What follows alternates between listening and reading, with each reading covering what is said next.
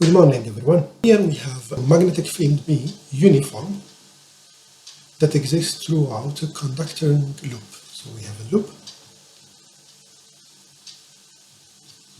that, and we have a magnetic field. The magnetic field direction is perpendicular to the plane of the loop, so we can assume that the magnetic field is like this, is toward us, and this is a conducting loop, and the magnetic field is changing with time in this fashion. The question is, rank the 5 region, so we have 5 region here, of the graph according to the magnitude of the EMF induced in the loop. So when the B is changing, that will induce an EMF according to Faraday's law, and this will give rise to current in the loop. But what is the EMF? E equal minus N d phi over dt, right? I told you that I ignore this minus sign. I just take the absolute value of the EMF. The EMF actually is positive. So the minus sign here is just to tell you what is the direction of the EMF. But here, there is no question about direction of the EMF. I would just take the magnitude. I have one loop, so that's just d phi over dt. What is phi? The magnetic flux, that's B times A. A is the area, the cross-sectional area. Okay? And since B is changing, so that's what caused change of the flux. So we have the EMF, that's just area times dB over dt. Okay, and what is dB over dt in this curve, in this graph? Since the graph is just a linear curve, so dB over dt, what is it? That's the slope. But we need to take the absolute value of the slope, the absolute value of variation of the slope. Why? Because we are looking for the magnitude of the EMF. So let's say in the region A, what is EA? Well, B is not changing, so there is no EMF. Region C, B is not changing, so there is no EMF. Okay. In the region B, there is a change of the EMF.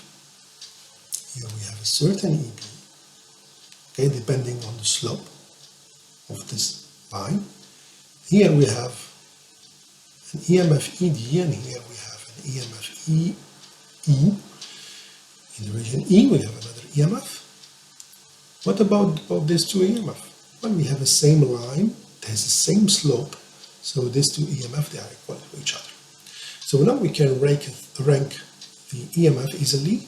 All what we need to compare is this value with this value. Well, which line it has the higher slope? This region has the highest slope. Okay, so here we can directly deduce that from the slope, what we deduce, that EB greater than ED, which is equal to EE, sorry, and this is greater to EA, that's equal to EC. That's the ranking of the region according to their EMF. This is the first sample problem, chapter 31. We have a long solenoid, as shown here.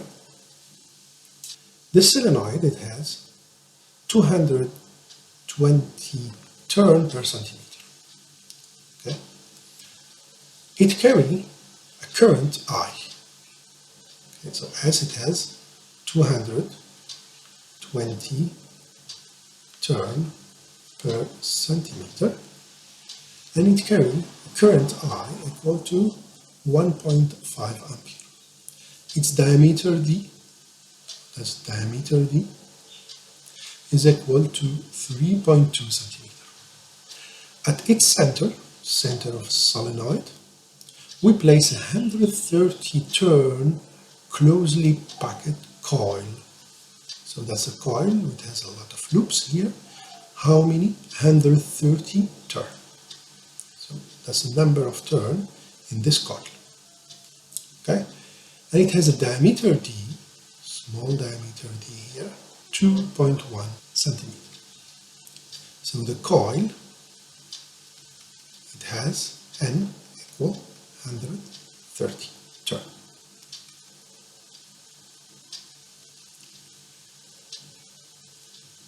The current in the solenoid, I, is reduced to 0 at the steady rate. What this means?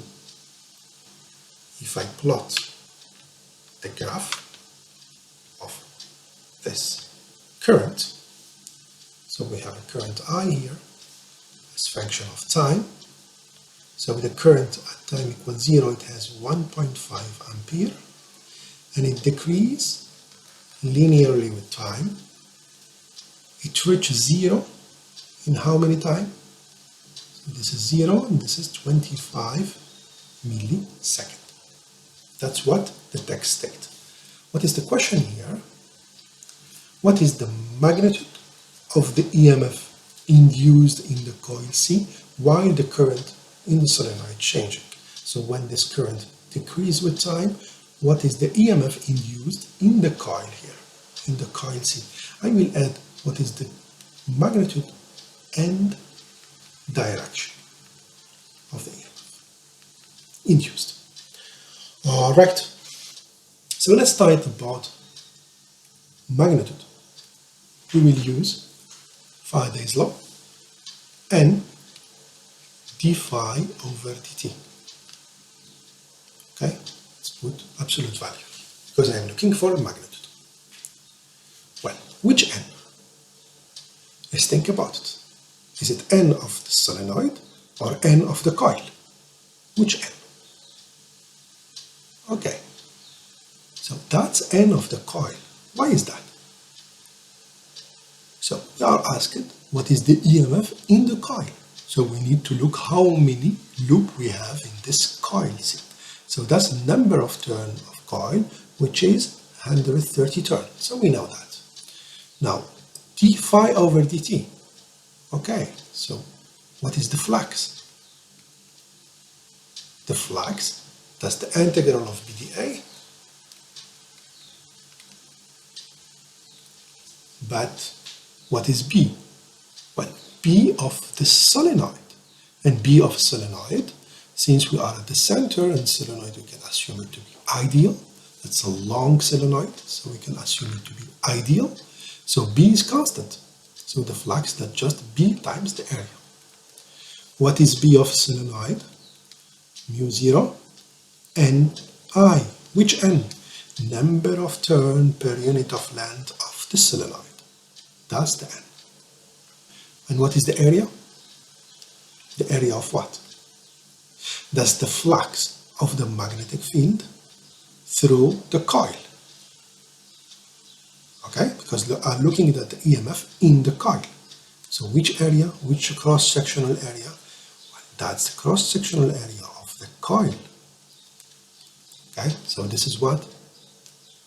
That has a circular cross-sectional area. Sorry, here I say diameter. Diameter is not this. That's the diameter, and this is the diameter. Okay? So what is the area of a circle? That's pi r square. So that's pi, and r, what is it? D over 2 squared. So you will have pi over 4 d squared. That's the area of, cross-sectional area of the coil. So I know that. So can I calculate now the EMF? Well, that's n. The area, pi over 4 d squared. Okay, and what is changing in the flux? That's B. So that's why I took the area from the derivative. So this is dB over dt. Okay, and what is changing in the magnetic field? That's the current. So I can take this constant outside also. So I have pi over 4 d squared, capital N, small n, mu 0. All these are constant. What vary? di over dt, but don't forget I'm looking just for the magnitude, so I take the absolute value. di over dt, I say it, that's the slope, okay? But I take the absolute value of the slope. What is the absolute value? That's the change in the current. So basically, di over dt, that's the change in the current, 1.5 ampere, over the change in the time, 25 milliseconds, so it means 10 to the power 3 second. And you get E equal 7.5, 10 to the power minus 2 volt. Okay? Or, what we can say, 75 millivolt of EMF that show in the coil. Now, so that's the question in the textbook. Now, what is the answer of my question? What is the direction of the EMF? Okay, so what we will use to know the direction of the EMF, we need to use Lenz's law, right? And Lenz's law, what we need to know? So we need to know the original magnetic field, direction of the original of magnetic field. It comes from the coil. Well, the coil, the current is going out here, coming in here. What is the direction of the field? You do right hand rule, and you see that the magnetic field is to the right. In this coil, B is to the right. Okay, so B is to the right. That's the original field. And now, what about the flux? Flux of B, increasing or decreasing? Well, B is decreasing, so the flux is decreasing. So I need to go against this decrease. What it means? If I go against this decrease, so where is the induced field? The induced field is in the same direction. That's B induced. Okay, so B induced is to the right. Alright, so B induced is to the right. Where is the direction of the current of the EMF? Well, you should have direction of the induced current is the same direction as in the solenoid. So something like this here, and going into the board here. Okay? If you are looking from this direction, how the current will vary? Will vary clockwise direction. So the EMF in clockwise direction. Okay? So you can either draw the current, that's enough, that's the current induced, and you say that this is the direction of the EMF, or you say I am looking from this side and the EMF is in clockwise direction. So that's the solution of this problem. This is second sample problem of the same chapter. So sample problem 31.2. Here in the figure we have a loop, conducting loop. So this has a half circle here of radius r and 3 straight sections. Okay, so we have a half circle and 3 straight sections. Okay, shown. The loop is inside a magnetic field, uniform magnetic field B, directed toward us. So it's out of the page.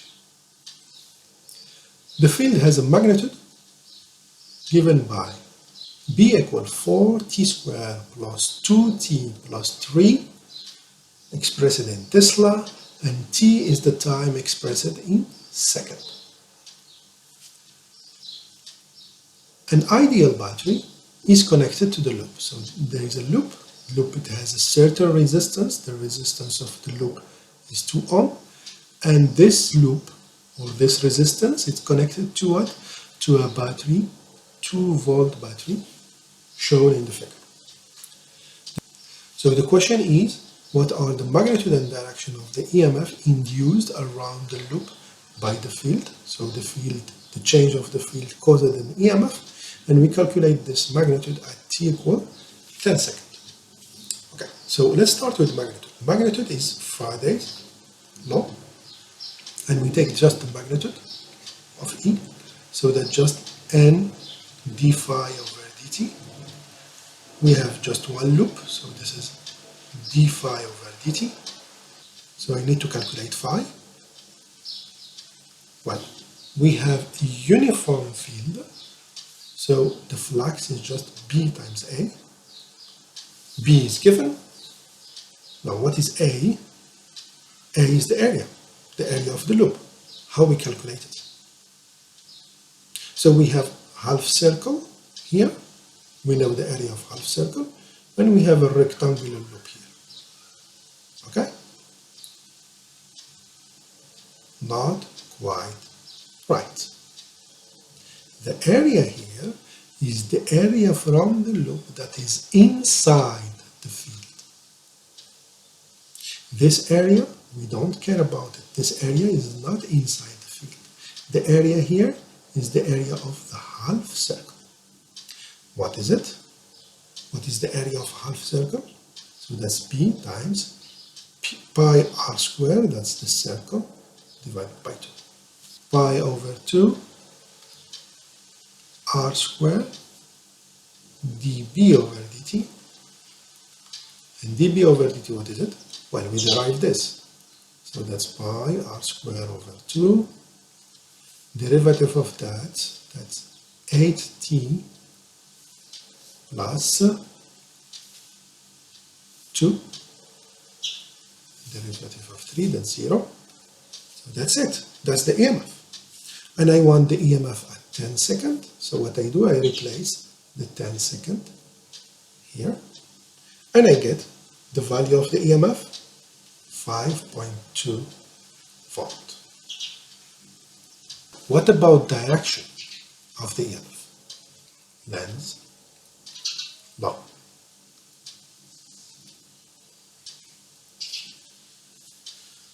What we have a field. I know the magnetic field is pointing toward us. So B is out. Initial B is out. What about the flux of B? Increasing or decreasing? What is changing in the flux is B. The field B. The field B is increasing with time. Okay? Field B is increasing with time. Look at this function. That's increasing with time. Flux of B is increasing. What is direction of B induced? This it means that B induced should be into the board. So that's B induced. When B induced is like this, what is direction of the EMF? You put your term in direction of the field induced. You see that the current, your finger rotate like that. So that's the direction of the EMF. This is the direction of the EMF induced. Is clockwise direction. So we know that now that we have an EMF induced, and the EMF induced is in this direction, and we calculate the value, 5.2 volt. The second question, what is the current in the loop at t equals 10 seconds? What is the current circulating in this loop? All right. So here, if there is no induced EMF, you have a battery, you have a resistance. What is the current circulating? That's E over R. As simple as that. Now we have an induced EMF caused by the variation of magnetic field. So that's an interesting idea. We don't have a battery, we have an induced EMF. But an induced EMF is like we have a battery. So we can draw an equivalent circuit here. That's not a reality. The reality is that there is no battery. But we can draw something like this. That's the induced EMF. Okay? So I avoid to drawing it as a battery. So that's the equivalent circuit. And the wire, it has a certain resistance. So I can call this resistance R. So this is 2 ohm. This EMF is 2 volt. And this induced EMF is 5.2 volt. Okay. So now, where is the direction of current, or where is the total current? Not the induced current, not I induced, but we are looking for the total current. The total current, that's the total one in the loop. Okay? So what we do, where is direction of current? Here we have an EMF of 2 volt, here we have an EMF of 5.2 volt. So of course that's what win. So the current will be in this direction, the total current. And the total current, you understood, that will be E induced minus E battery over R. Greater minus smaller over R.